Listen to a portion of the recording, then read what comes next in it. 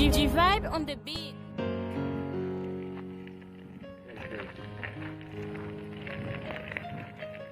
Beat by G Vibe.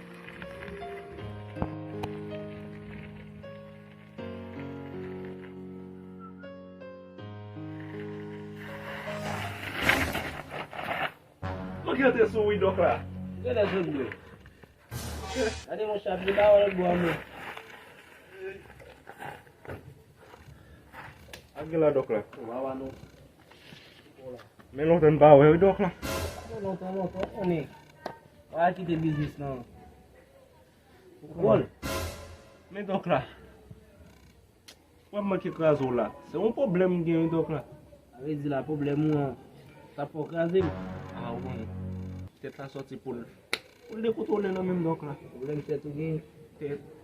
Tèt fè mal dok la. Chak jou. Yon tèt fè mal. Oui dok la. Tèt fè mal sa sorti pou l'touye mwen.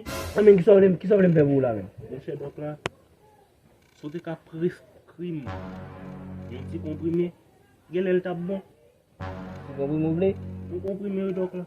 Ou konen komprime yo chè yisit lan. Ba yo monte. Mon chè dok la. Bab gen problem nan dok la. Komprime abo la. Kon mek chè anpe li. Bab gen problem nan dok la.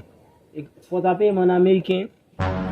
Jou bab gen problem dok la. Sa pa problem pou mwen. Mon chè tèt fè mal la mbezwen pase yon.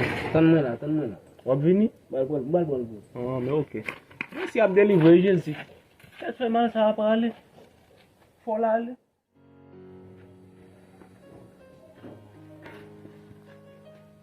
Oh, men dok la. Oh, dok la. Ben dok la, wap an bon servis wè. Dok la. Sa wou fè mato sa dok la. Oh, mato. Sa son komprime li. Dok la, men son mato mwen nan mon dok la. Oh, tèt la bravaj ou. Tèt la bravaj ou. Anpil dok la. Anpil. Sa e ven anke le fòm da wotot lan. Pou mwen bo ven ankan men.